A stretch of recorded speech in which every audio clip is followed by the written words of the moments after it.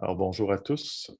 Carl Terrien, professeur agrégé au département d'Histoire de l'art et d'études cinématographiques de l'Université de Montréal. Et je vous présente mon collègue Bernard Perron, professeur titulaire au même département et idéateur des programmes de jeux vidéo en collaboration avec Dominique Arsenault et moi-même. Donc, on est là pour vous présenter votre programme, la majeure en jeux vidéo. On va commencer par un petit vidéo d'introduction.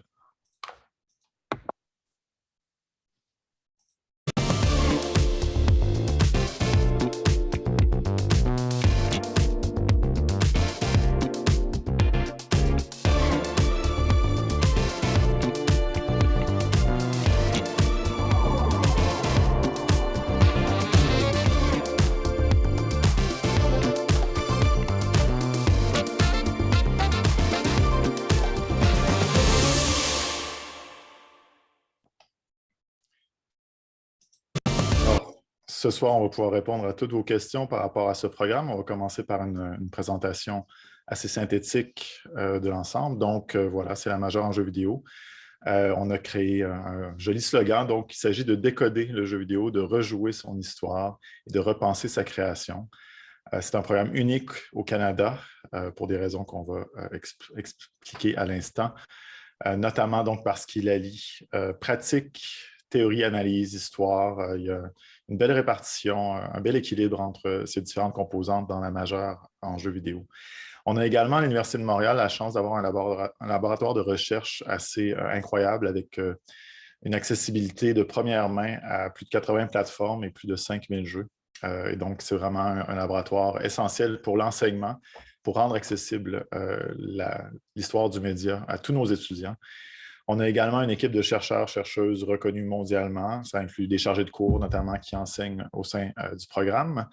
Et bien sûr, des débouchés variés dans l'industrie, dans l'enseignement, dans le domaine de la recherche. Il s'agit donc de faire sa place dans le monde du jeu vidéo. On a créé donc ce programme en réfléchissant aux débouchés pour les étudiants. Vous serez donc amené à travailler dans une des industries culturelles les plus dynamiques au Québec, ou encore fonder votre propre studio indépendant. On sait que en fait, la formation a été pensée pour vous donner tous les outils pour développer des petits studios, notamment un cours d'introduction à la production, pour vous familiariser avec les différentes étapes de production d'un jeu vidéo. Vous avez aussi des talents de graphistes et de musiciens et de programmation qui peuvent être développés au sein de la majeure. Il s'agit de dynamiser sa pratique grâce à une connaissance inégalée de l'histoire et des formes vidéoludiques. C'est, encore une fois, la spécificité de ce programme. Non seulement vous apprenez à en faire, mais vous avez vraiment énormément de cours de culture, d'esthétique, d'histoire, de théorie, d'analyse vidéoludique. Et bien sûr, si c'est ce qui vous plaît le plus, cet aspect théorique, historique, analytique, il y a des possibilités de poursuivre aux études supérieures, à la maîtrise et au doctorat au sein de notre département. Alors, notre programme, c'est une majeure. À l'université, un baccalauréat, c'est 3 ans, mais le 3 ans à l'université peut se faire dans un programme unique, le bac, ou peut se faire à travers des programmes de 2 ans qui sont des majeurs ou des mineurs d'une seule année. Donc, notre gros programme à nous, pour l'instant, c'est une majeure en jeux vidéo, un programme de 2 ans. C'est un programme de 60 crédits, c'est-à-dire que vous avez 20 cours à faire. On va le revoir tout à l'heure, mais on a des cours fondamentaux autant en théorie qu'en pratique. On a des cours optionnels. On vous amène à explorer donc des disciplines connexes. Faire du jeu vidéo, c'est penser le monde, c'est de penser la manière de faire réfléchir le joueur au monde, de divertir aussi, bien sûr, mais on aime bien, on a pensé notre programme pour avoir une vision un peu plus globale et de vous amener à penser le jeu vidéo de manière différente. L'admission se fait à l'automne. On a un cheminement type, donc sur 2 ans. Il y a des cours contingentés, il y a des préalables. Alors, on aime bien que les étudiants rentrent à l'automne. Comme ça, il y a un cheminement qui va se faire de la meilleure manière possible. Les cours sont de jour. On a des cours de soir aussi. Mais en général, donc, ça se fait de jour. La majeure peut se faire à temps plein ou à temps partiel. On n'a pas de préalable, c'est-à-dire que vous pouvez venir de plusieurs formations, là, cégep en arts, cégep en sciences humaines, en sciences pures, on vous prend, peu importe d'où vous venez. Notre cotère est, donc c'est un nouveau programme, on est là depuis 2 ans, là. La cotère est à 24, 24,4, donc elle est quand même assez basse. Ce qu'on prend, on prend les meilleurs cotères et on descend dans nos offres de places. Alors, comme vous voyez, on a quand même 68, 77 demandes. On a 150 demandes là qui sont débarquées. Et quelque part, donc, on essaie de contingenter le programme à 40 étudiants et étudiantes parce que, bon, il y a le laboratoire, il y a les cours de pratique. Alors, on veut bien faire un suivi avec nos étudiants. Alors, la majeure, finalement, c'est un complément intéressant à une mineure. Comme je vous disais, pour faire un baccalauréat, il faut avoir un autre programme. Mineur en cinéma, en télévision, en culture visuelle ou dans un autre programme. On a maintenant des étudiants qui font des mineurs en informatique, en sociologie, en psychologie, en anthropologie, pour vraiment, donc tout dépendant de ce qui vous allume le plus là, quand on parle d'études vidéoludiques ou de relations au 10e art. Alors, l'idée, c'est de cumuler une majeure avec un autre programme pour avoir, comme je vous disais tout à l'heure, un baccalauréat de 90 crédits qui est le diplôme universitaire. Alors, comme je vous disais, il y a plusieurs formules. On a une majeure, donc, qui est le 2 ans avec une mineure. On a aussi, nous, notre mineur en études du jeu vidéo. Si vous voulez passer par là, vous pourriez faire une mineure en études du jeu vidéo. C'est une seule année et après ça, faire 2 autres mineurs dans 2 autres programmes différents pour avoir votre baccalauréat, donc ce qu'on appelle un baccalauréat par cumul, qui vous permet d'avoir accès à notre maîtrise si nécessaire et ce qui vous permet aussi d'avoir accès à d'autres programmes des études supérieures. Alors, chez nous, on est à la Faculté des arts et des sciences, mais non aussi la Faculté d'aménagement et on a un diplôme, un DESS, un diplôme spécialisé en design de jeu qui se fait donc à l'autre faculté et auquel vous avez accès quand vous passez par chez nous. Le DESS existe depuis plusieurs années, mais encore une fois, on voit la grande différence avec des étudiants qui sont passés par nos programmes et qui vont rentrer au DSS. Là, ceux qui veulent devenir designers, c'est une belle manière de penser votre parcours.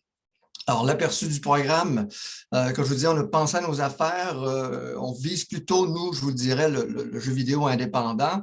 Donc, on a fait un programme où vous allez avoir accès à une formation aux 5 voies professionnelles du milieu en jeu vidéo. Alors, on a mélangé nos cours. Évidemment, on ne peut pas savoir où on va sans savoir d'où l'on vient. Donc, l'histoire du jeu vidéo est importante. La création graphique, donc toute la dimension artistique pour l'image. On vient d'un département d'histoire de l'art et d'études cinématographiques. Donc, vous aurez compris que notre relation à l'image et au son est assez forte. La scénarisation et le design. Donc, quelque part, comment faire du jeu vidéo. Vous allez le voir tout à l'heure dans le programme. On est assez content comment tout ça s'est mis en place. L'analyse et la théorie, c'est bien de vouloir faire des jeux vidéo, mais encore une fois, faut-il savoir comment et comment les autres les ont fait. Alors, avoir une vision un peu plus globale. On a des programmes en musique et en son qui vous permettent de réfléchir à cette dimension-là si c'est celle qui vous intéresse. Et une chose qui était très importante pour nous, donc moi, je suis un prof d'études cinématographiques, mais le jeu vidéo, c'est un code, il y a un code en dessous, donc on est en dessous. Mais bref, on voulait avoir vraiment des cours de programmation faits par des gens en informatique qui vous permettent de pouvoir réfléchir à, on interagit avec quoi? On interagit avec du code. Structure générale du programme, 2 versants à cette vision-là. Donc, des cours fondamentaux en théorie, donc 7 cours de théorie qui vont de l'histoire du jeu vidéo. Comme je vous disais, donc Carl est un spécialiste de l'histoire du jeu vidéo. Donc, on a maintenant 2 cours de jeu vidéo, 1990 et 1990 à aujourd'hui. Analyse vidéoludique, mais c'est quoi la jouabilité? S'intéresser aux mécaniques de jeu, s'intéresser aux figures d'interactivité. Jeux vidéo cinéma, comme je vous disais tout à l'heure, on a vraiment une relation assez forte entre l'esthétique, la théorie, l'histoire du cinéma et du jeu vidéo. Et on a un cours qu'on est assez content, processus de création vidéoludique, qu'on n'a pas en cinéma, mais qu'on a nous créé en jeu vidéo, d'avoir vraiment donc une vision, une présentation des métiers, des étapes, des outils de conception et de l'économie du secteur pour qu'on comprenne la différence entre l'indépendant et le triple A, par exemple. Alors, c'est un cours qui vous donne un aperçu de tout ça. Donc, ça, c'était la partie pratique, la partie théorique. La partie pratique, donc 6 cours de pratique, comme je vous disais, qui vous permettent d'avoir une vision des 5 voies possibles dans le métier. L'expression graphique, le design, la programmation, la scénarisation, le son. Et on a un dernier gros cours qu'on appelle projet de création, qui est un cours de 6 crédits qui termine la majeure en hiver de la 2e année, où les étudiants se mettent ensemble et vont faire un jeu. C'est la première session maintenant là, que nos étudiants sont en train de faire ça, donc on aura déjà une première cohorte pour nous donner une idée de comment tout ça va se mettre en place. Mais comme je vous dis, donc, chez nous, on ne fait pas des techniciens, là, on vise des créateurs. On veut que les gens soient capables de savoir qu'est-ce que c'est le jeu vidéo et de pouvoir en parler, de pouvoir le réfléchir et de pouvoir en faire. Donc, d'où l'idée d'avoir des cours d'expression graphique. Hein. Le mot expression est important. Introduction au design, évidemment, scénarisation de jeux vidéo, initiation à la programmation. Comme je vous dis, quelque part, quand vous sortez de la majeure, en fonction de vos intérêts et de vos spécialités, là, mais vous avez touché à peu près à tout, ce qui vous permet de pouvoir faire un jeu. Et bon, on va voir tout à l'heure, donc, avec la suite de l'exposé de Carl, mais bon, nos étudiants qui sont passés par chez nous font des jeux vidéo. Merci Bernard. Donc, on va souligner encore quelques aspects très intéressants que vous pouvez retrouver si vous venez dans notre programme. Le laboratoire d'enseignement qui a été financé par la faculté est une ressource exceptionnelle. C'est littéralement une des plus grandes collections de plateformes de jeux dans le monde universitaire. Il y a des postes de jeux individuels adaptés à toutes les plateformes HD comme on le voit sur l'écran, mais aussi beaucoup de vieux moniteurs, pour utiliser une expression simple, de vieilles TV qui permettent de jouer aux premières générations de consoles de jeux vidéo. Et donc, on a des dizaines de plateformes. On a beaucoup de plaisir à expérimenter avec l'ensemble de ce patrimoine historique dans le cadre des cours historiques, mais aussi dans le cadre du cours jeux vidéo et cinéma notamment. Tous les chargés de cours, tous les professeurs peuvent mandater le laboratoire pour avoir certains jeux, pour envoyer les étudiants dans le cadre d'évaluation. Et vous pouvez réserver une place simplement pour aller découvrir ce patrimoine-là par vous-même. Donc, c'est une ressource vraiment exceptionnelle. On est vraiment heureux que l'université ait cru en ce beau projet depuis le départ, depuis la création de la mineure en jeux vidéo, en fait.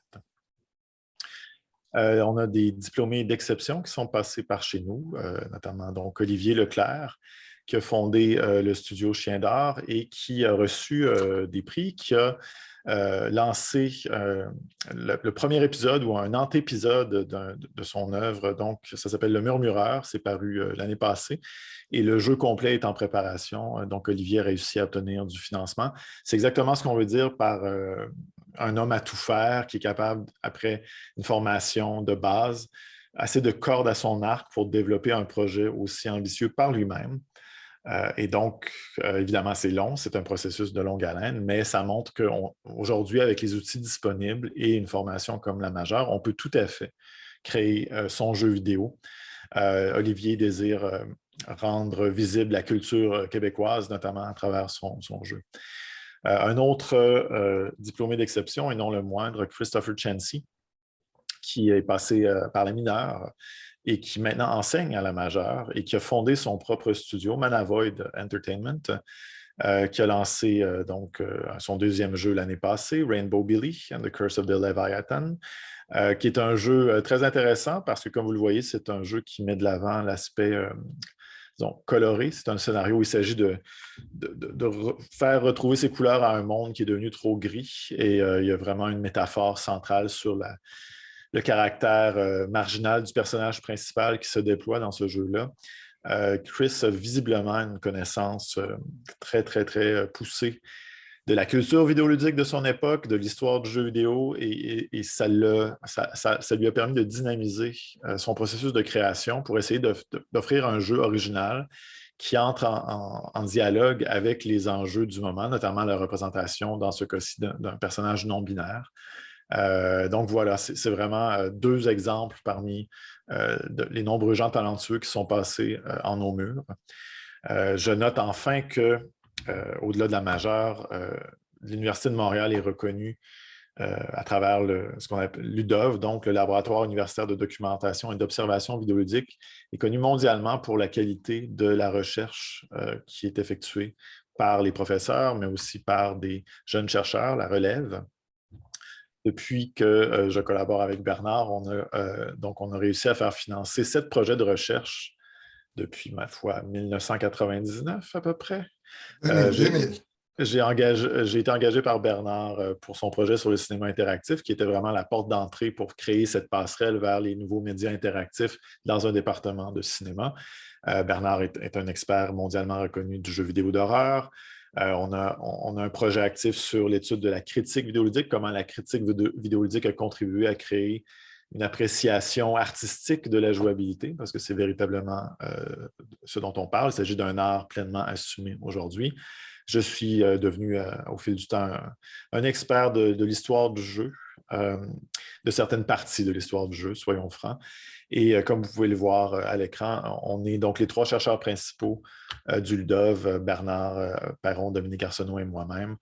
On publie des ouvrages maintenant dans la langue de Shakespeare parce que oui, c'est un réseau international d'études vidéoludiques. On a accès à un paquet de chercheurs qui, comme nous, à travers le monde, veulent développer la compréhension de ce média-là et de cet art-là. Et à travers les cours de la majeure, vous bénéficiez finalement de cette expertise-là et du contact qu'on a avec la communauté internationale qui développe cette compréhension et cette appréciation de l'art vidéoludique. Et donc voilà, c'est la présentation synthétique d'aujourd'hui. On est là pour répondre à toutes vos questions dans les prochaines minutes. Et donc, merci pour votre attention. Vous pouvez lever la main pour interagir. On peut vous donner la parole à travers votre micro. Vous pouvez également utiliser l'onglet chat ou l'onglet questions-réponses pour nous interpeller. Donc, n'hésitez absolument pas. On peut revisiter on est passé très rapidement sur le programme et tout. N'hésitez pas à poser des questions sur les cours, sur comment on fonctionne, comment le laboratoire opère, etc. Je vois que Nancy donc a posé une question déjà. Est-ce que la programmation est obligatoire au programme ou est-ce que c'est une option parmi d'autres comme le son, le design, etc.? Bernard? Ah oui, attendez, parce que je suis en train de m'installer là. On demande est-ce que la programmation est obligatoire. Je note donc qu'il y a 2 cours de programmation. Le premier fait partie des cours obligatoires. Je vais arrêter de partager notre écran ici. Je vais vous partager le... attendez, moi, je l'ai perdu dans mes onglets ici. Je vais probablement le récupérer là. Donc, j'imagine que là, est-ce que vous voyez l'écran d'ordinateur sur le site web? Oui, on voit le site web, on voit l'interface. Donc, voilà, donc, que je vous dis, on a donc le cours de programmation 1, initiation à la programmation de jeux vidéo, fait partie des cours fondamentaux, c'est des cours obligatoires. Donc, la structure de la majeure, c'est des cours obligatoires, donc de 21 crédits en théorie, de 21 crédits en pratique. Donc, il faut absolument que vous fassiez ces cours-là. Et après, on a des cours d'approfondissement en programmation, en son et en image. Et là, vous avez 2 cours à prendre sur les 3, donc 6 crédits à faire sur ces 3 cours-là. Donc, cette session-ci, par exemple, la première session, les étudiants de première année ont fait le cours d'initiation à la programmation. Et là, on a un peu plus de la moitié de la cohorte là, qui s'est plongée dans la programmation de jeux vidéo, qui approfondit un peu plus davantage la question. Au titre de l'infographie 3D, notre cours d'expression graphique se fait en 2D, parce que je vous disais, donc on préfère avoir des créateurs. Donc, ce qui nous intéresse, nous, c'est de connaître les outils. Donc, on présente les outils en général et on travaille, et nos 2 chargés de cours, demoiselles qui l'ont enseigné cette session-ci, étaient vraiment davantage dans la dimension artistique, beaucoup plus que dans la dimension logicielle. Alors, notre cours d'outils d'infographie 3D, je vous dirais, lui, est peut-être un peu plus branché sur le software Blender que sur la création en soi. Et on est en relation avec la faculté de musique et on fait donc pour nous un premier cours d'initiation à l'audio du jeu vidéo. Et on a un cours de 2e année qui se donne aussi à la faculté de musique là, pour les étudiants en musique, mais création sonore en jeu vidéo 2. L'intérêt de notre programme aussi, ce que je trouve, en tout cas, ce qui est bien pour nous, donc Carl, Dominique et moi, on est les profs, donc évidemment général en jeu vidéo. Mais les cours d'informatique sont donnés par quelqu'un qui vient du département d'informatique. Le cours de musique, le cours de son est donné par quelqu'un qui vient du son. Le cours de design, donc notre cours d'initiation, introduction au design de jeux vidéo, est donné par quelqu'un qui vient de la faculté d'aménagement, qui est en design. Alors, on a vraiment cherché les spécialistes, on est allé chercher des spécialistes, donc des collaborations qui font en sorte que vous avez une formation qui est vraiment au niveau de la discipline dans laquelle vous plongez. Merci Bernard. Je prends la prochaine. Donc, est-ce que la formation peut être utile au sein de grandes compagnies de jeux vidéo comme Ubisoft, par exemple? C'est une question de Philippe. Merci pour la question. Je note que même à l'époque où on n'avait pas de cours pratiques outre le cours de scénarisation, plusieurs de nos étudiants se sont placés dans de grands studios. Je pense notamment à Red Barrels, que vous connaissez peut-être pour... c'est Outlast, Bernard, Oui, la oui. franchise célèbre. Donc voilà.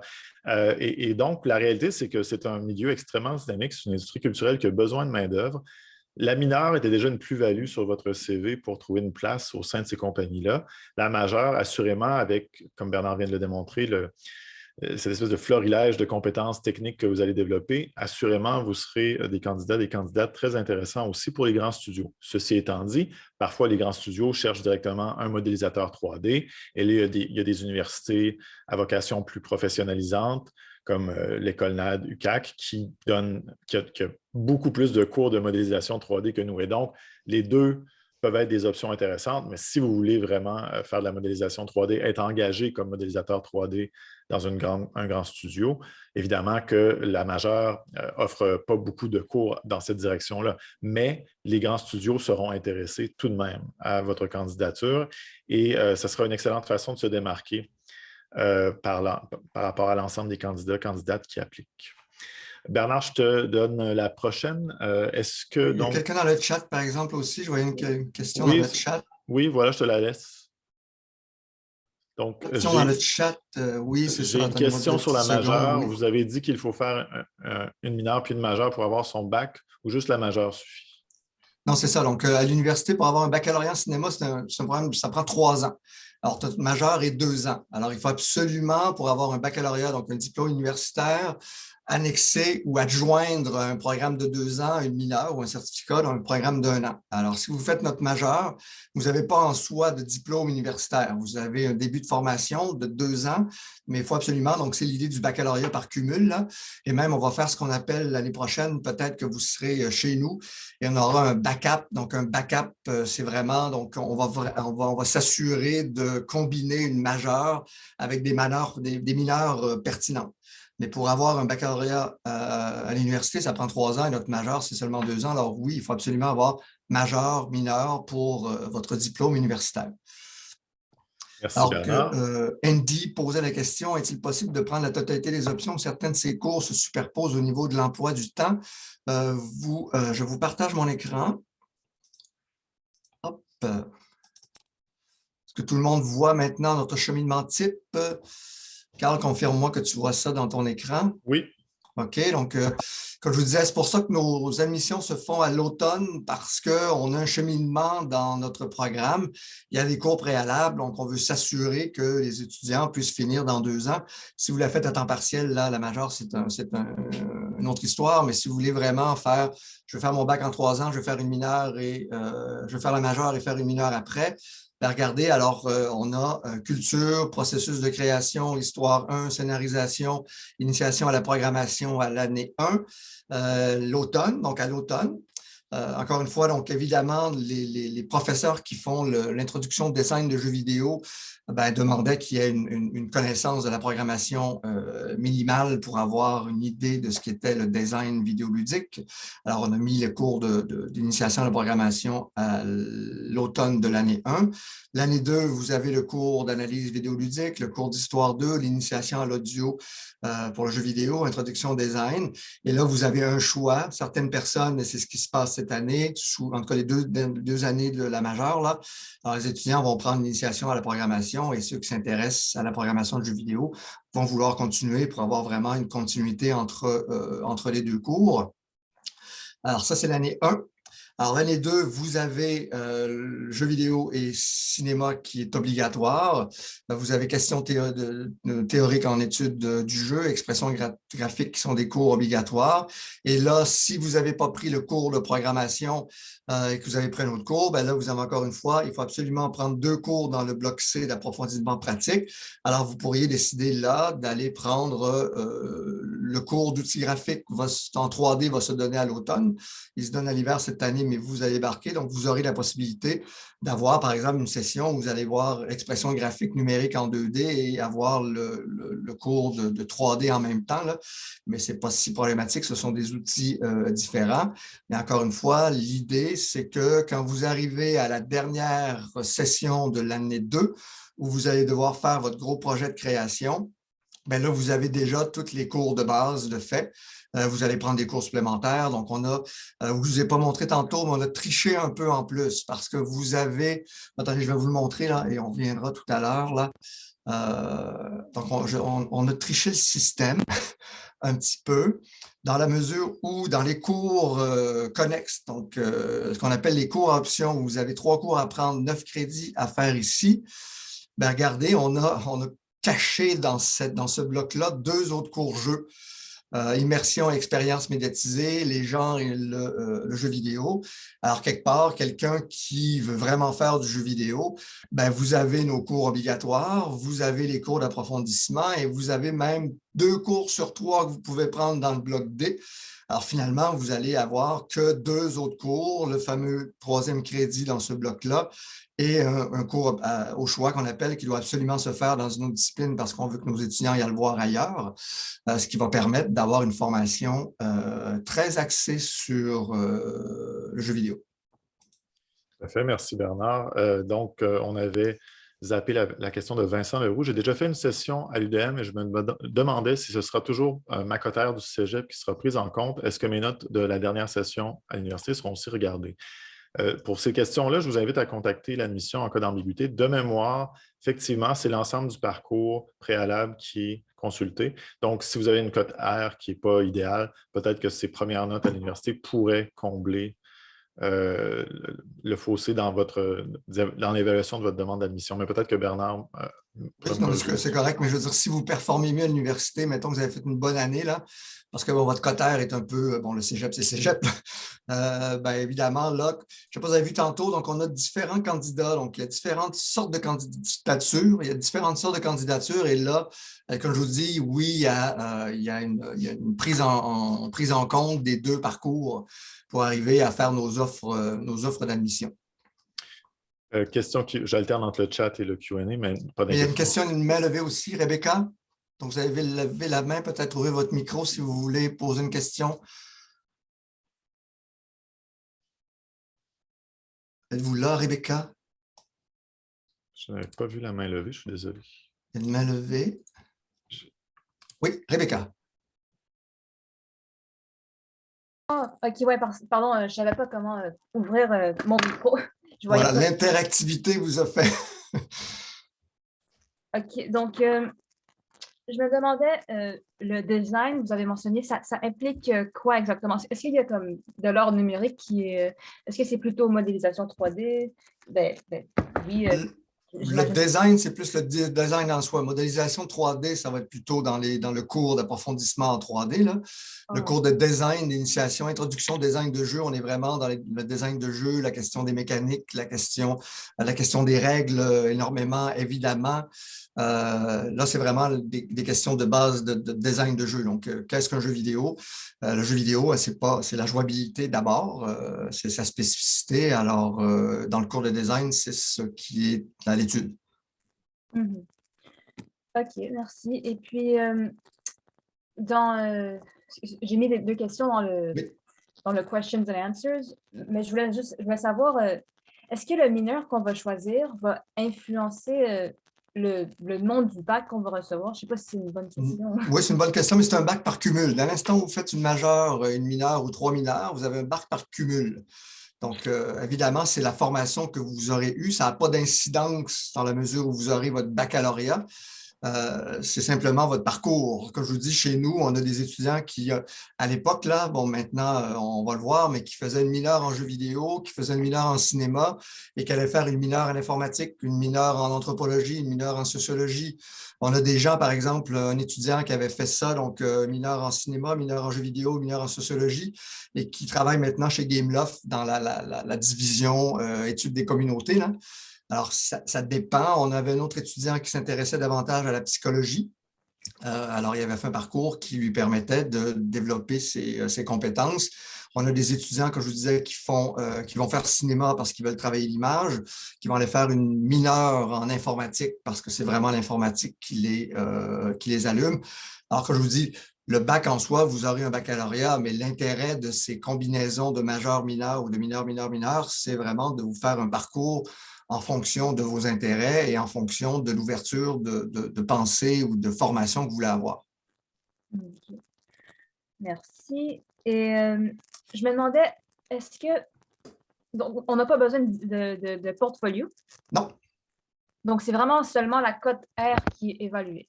Oui. Et comme je vous dis, on part de la meilleure et on descend. Et on essaie de contingenter à 40 étudiants. OK. Parce que je dis, chez nous, on est vraiment dans la formation. Donc, on a des super bons étudiants qui sont des gamers, évidemment. Hein. Je veux dire, quelque part, vous venez dans ce nouvel art parce que vous aimez les jeux vidéo, vous en jouez. Et qui ont au-delà du jeu, ben, je veux dire, OK, ils n'ont jamais pensé à designer des jeux, ils n'ont jamais réfléchi, qui ne sont peut-être pas rétro-gamers, donc qui n'ont peut-être pas une vision de l'histoire du jeu vidéo.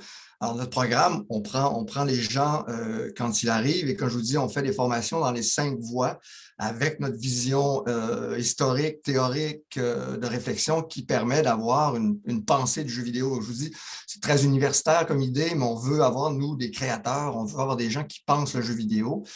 Les outils sont là, je veux dire, les outils maintenant sont accessibles, sont disponibles. Ce qui est intéressant, c'est de savoir qu'est-ce qui s'est fait et comment on peut faire du jeu vidéo différemment, du jeu vidéo expressif, du jeu vidéo indépendant. Bon, quelqu'un me parlait tantôt, vous pouvez aller travailler chez Ubi si vous voulez, mais je veux dire, encore une fois, le jeu vidéo, c'est autre chose aussi. Ce qui nous intéresse, nous, c'est vraiment d'avoir des gens qui vont penser le jeu vidéo dans sa globalité, du code à sa réception historico-culturelle. Okay. Merci beaucoup. Juste Merci. une dernière question pour le moment. J'ai vu quelque part dans la fiche d'information, il y a un test de français international. Moi, je proviens du collège John Abbott. Je ne sais pas vraiment c'est quoi. Est-ce qu'il faut aller quelque part spécifiquement pour le faire? Ça désigne quoi exactement, le test de français international? Comme je vous dis, là, vous êtes plus dans des questions d'admission que dans des questions relatives à notre programme. Là. Ah, ok, pardon. Il faudrait aller voir sur la mission. Je ne pourrais pas vous dire, encore une fois, il faudrait voir est-ce que vous, qui parlez super bien français, avez besoin de faire un test pour prouver que vous êtes apte à rentrer dans nos programmes. Là, je ne pourrais pas vous dire, c'est mieux de vérifier avec l'admission. Là. Okay. Bon, pour le moment, c'est bon. Merci beaucoup. Parfait. Merci pour toutes les questions, Rebecca. J'en prends quelques autres sur l'onglet questions-réponses. Quels sont concrètement les débouchés professionnels si on fait cette majeure? Seulement la conception de jeux vidéo ou c'est plus large que ça? Comme on le dit, il y a quand même plusieurs possibilités. Vous pouvez poursuivre chez nous au cycle supérieur. Vous pouvez travailler dans plusieurs départements d'un studio de jeux vidéo. Donc, ce n'est vraiment pas seulement la conception de jeux. Il y a un cours de processus de création, donc où vous êtes initié un peu à comment on produit un jeu vidéo, comment on planifie sa réalisation. Vous allez avoir une expertise assez variée qui pourrait même vous permettre de devenir critique de jeux vidéo. Et là, ça dépend toujours s'il y a des emplois disponibles dans ce domaine-là, mais vous allez avoir une expertise culturelle qui nous distingue par rapport à d'autres programmes de création de jeux vidéo. Donc, je dirais que par rapport à un programme justement au NAD en modélisation 3D, vous avez beaucoup plus de flexibilité au niveau de vos compétences. Et là, c'est à vous un peu aussi de voir ce que vous voulez faire avec ça, mais vous n'êtes pas voué à être un programmeur seulement quand vous passez par chez nous. Vous n'êtes pas voué à être un musicien de jeu seulement quand vous passez par chez nous. Vous avez une plus grande flexibilité. Bernard, je ne sais pas si tu voulais rajouter quelque chose par rapport à cet aspect-là. Superbe réponse, Carl.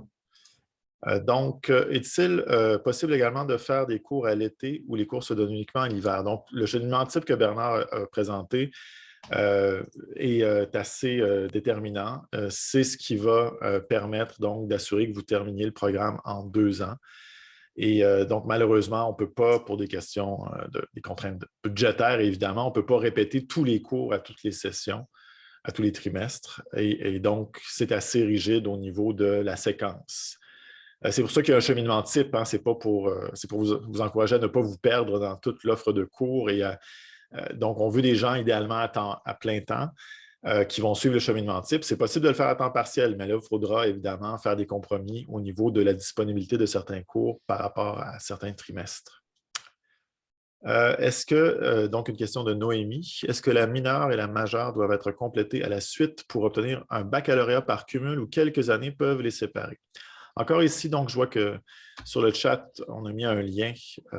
Donc, M. Dubois a mis un lien vers une page d'information par rapport au baccalauréat par cumul. Donc, n'hésitez pas à aller la consulter. De mémoire, vous pouvez espacer en partie, mais il y a une limite au nombre de trimestres qui séparent les programmes pour que ceux-ci soient reconnus au sein d'un baccalauréat par cumul. Aussi, je crois que donc, certains étudiants gamifient un peu leur baccalauréat par cumul, c'est-à-dire qu'on va avoir des étudiants qui vont commencer la majeure et qui, la deuxième année de la majeure, vont commencer leur mineur, donc qui veulent faire. Comme ça vous donne un peu plus de jeu dans les choix de cours, c'est-à-dire notre cheminement se fait sur 2 ans. Donc, il faut absolument avoir fait les 2 ans pour avoir la majeure. Mais vous pourriez dire, moi, je vais commencer ma mineure en même temps que ma majeure. Et là, ben, la deuxième année, vous allez faire plus des cours dans votre mineur et là, vous allez peut-être repousser votre cours de projet dirigé, par exemple, à la 3e année. Donc, il y a une manière aussi de jouer un peu le système dans cette structure-là. Là. Tout à fait. Question de Nancy. Autre que l'approfondissement du sujet, quelles sont les différences entre la majeure et la mineure? Les cours pratiques. Donc, il y a un cours de scénarisation qui était là dès la création de la mineure en jeu vidéo, mais c'était une mineure en études du jeu vidéo.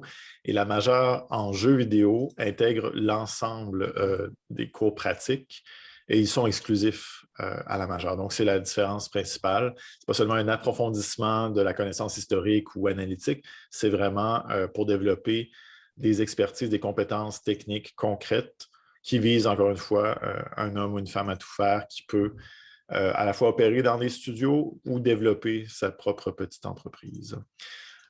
Je vois que Timothée Vanier a levé la main, donc on pourrait prendre une interaction. Oui, donc, je mets le programme de la mineure là, à l'écran, juste que vous voyez un peu la différence entre les deux. Les blocs ne sont pas pareils, il y a vraiment moins de cours obligatoires. Des cours obligatoires à la majeure sont optionnels dans la mineure.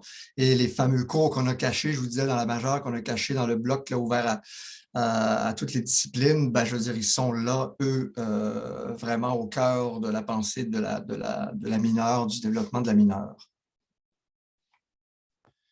Merci Bernard. Donc, Timothée, est-ce que tu peux ouvrir ton micro pour qu'on puisse t'écouter? Oui. Est-ce que vous m'entendez? Oui. Parfait. En fait, moi, j'ai déjà une trentaine de crédits en génie logiciel que j'avais fait à l'UQAM il y a plusieurs années.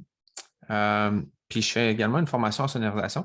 Je me demandais, en ce moment, là, je suis né en avril, je me demandais, ce serait quoi les avantages que je pourrais aller chercher qui me permettraient de me démarquer davantage avec ce que j'ai, plutôt que si je m'inscrirais à cette majeure-là, en fait, là, vu que j'ai déjà une bonne compétence en sonorisation, puis j'ai quelques compétences en programmation, ça me donnerait quoi de plus, en fait, puis quel débouché de plus que ça me permettrait d'avoir?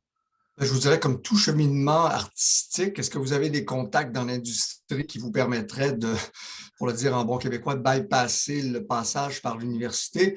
Parce que c'est sûr, donc notre mineur existe depuis les années 2010. Donc 2011, là, il n'y avait pas de formation en jeux vidéo dans les universités. Maintenant, il y a le centre, l'école NAD, il y a l'UQAT, il y a Concordia qui font du design, il y a l'UQAM qui fait de la ludicisation, il y a nous qui faisons du jeu vidéo.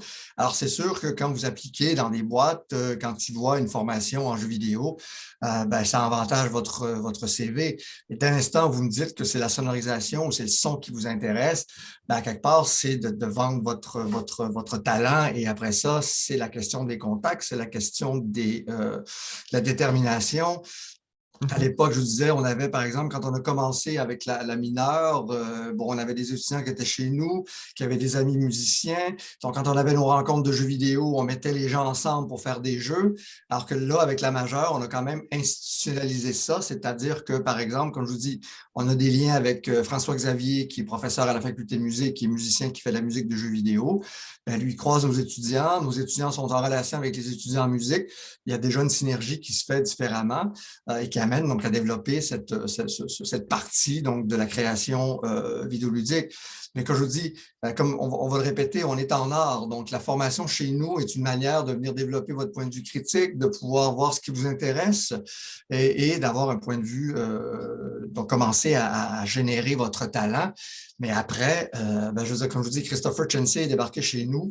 C'est quelqu'un qui avait de l'énergie à revendre. Je veux dire, maintenant, il y a sa compagnie qui roule, il est à la guilde, il fait ses affaires.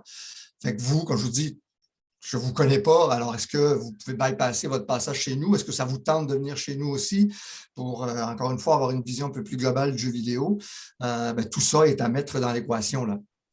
OK. Puis au niveau de la formation, parce que moi, le son m'intéresse beaucoup là, en général. Là, c'est ce que j'aimerais faire, c'est de la musique de jeu également. Là. Okay. Mais je veux aussi toucher un peu à tout pour être polyvalent puis pas me ramasser à juste faire ça non plus. Puis que une fois que la musique est finie, je me fasse les off ou d'autres choses comme ça. Là. Il y a ça aussi à considérer qui puisse me mettre ailleurs. C'est à quel niveau de profondeur que vous allez dans les cours?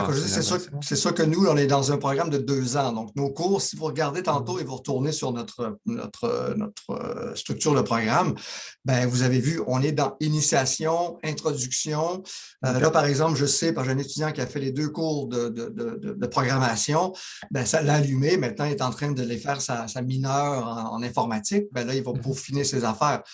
C'est sûr et certain que nous, on est, comme je vous dis, le cours d'art graphique, expression graphique qu'on a fait là, l'idée, c'était de montrer les outils, de travailler donc la dimension plus créative des étudiants, mais ça reste de l'initiation, là. Mais comme je vous dis, nous, on est plus dans l'idée de jeux vidéo indépendant avec une compétence de base qui vous permet, en fonction tout à coup de votre drive, encore une fois, excusez-moi le terme, mais je veux dire de votre envie de peaufiner vos compétences après, parce qu'une fois qu'on a les outils, c'est de les utiliser. Je veux dire, jouer une guitare, c'est ça, jouer une guitare, je veux dire, il faut que tu travailles tes accords, que tu fasses tes enchaînements, que tu fasses tes gammes, que tu apprennes tes... voilà, je veux dire, et comme je vous dis, moi, ce que j'aime, en tout cas, jusqu'à maintenant, et on voit ça dans nos étudiants, là, nos étudiants ont un Discord et puis ils se rencontrent et puis chacun est en train de développer ses propres compétences. Ils commencent déjà à se mettre ensemble parce que, OK, il y a un qui était super bon en programmation, il y a un autre qui dessine, fait qu'il est déjà dans la dimension graphique, il y en a un qui est musicien, donc ils sont vraiment déjà en train de faire ça et c'est un peu ce qu'on vise. OK. Fait que voilà, mais comme je vous dis, on est dans l'initiation. Merveilleux, mais ça répond bien à ce que je voulais savoir. Au pire, je m'orienterai vers les autres points que je suis moins fort. Oui, comme je vous dis, pour vous, c'est bien d'aller faire la programmation. Donc, vous allez tomber en musique, vous allez être un poisson dans l'eau, ça ne sera pas problématique pour vous. Vous pourrez vous concentrer un peu plus sur vos faiblesses, là. Je mets faiblesses entre guillemets. Ouais. Mais bon, ce qui vous connaissez un peu moins, et après ça, je veux dire, c'est là que ça devient intéressant. OK. Ça répond bien, mais merci. Super, merci. Peut-être en complément rapide, comme on disait dans le diaporama, la spécificité de la formation, c'est qu'on peut dynamiser la pratique avec tout le bagage culturel, historique, analytique, théorique, esthétique qu'on va vous fournir. Donc, j'utilise souvent la métaphore d'un peintre, on développe votre palette à travers les cours qui sont un peu plus théoriques ou historiques. Et ça peut faire une bonne différence aussi sur votre versatilité, votre compétence. Il ne reste que quelques minutes à la rencontre, donc on va essayer de passer rapidement à travers les questions qui restent. Donc, on demandait les frais d'admission, c'est standard pour des programmes de premier cycle, donc tous ces détails sont inclus sur le site de l'admission. Est-ce possible de commencer le programme à temps partiel et de le continuer à temps plein par la suite? Je pense qu'il n'y a aucune restriction par rapport à ça, effectivement. Comme je dis, Nancy, il faut juste s'assurer que le cheminement soit fait. Si vous tombez à temps partiel et il vous manque des préalables, votre temps plein va peut-être venir un peu plus difficile et le tremplin vers le temps plein va être un peu plus compliqué. Mais si vous me dites, OK, moi, je commence à temps partiel, je fais des cours, il faudrait peut-être voir. Donc, on a aussi quelqu'un, donc Sébastien, même Carl est responsable du premier cycle. C'est peut-être bien de rencontrer Carl pour voir quels sont les cours qui vont vous avantager au temps partiel et après ça, quand vous allez tomber au temps plein.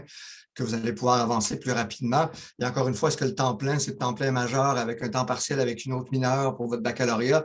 Donc là, les structures sont assez multiples. Là, c'est un jeu de Tetris qu'il faut mettre en place. Fait que là, c'est une fois que vous arrivez chez nous, c'est de rencontrer Carl ou de rencontrer un autre collègue, Sébastien Lévesque, là, qui s'intéresse, qui travaille aussi les étudiants, les parcours des étudiants. Donc, ça sera quelque chose à voir avec lui.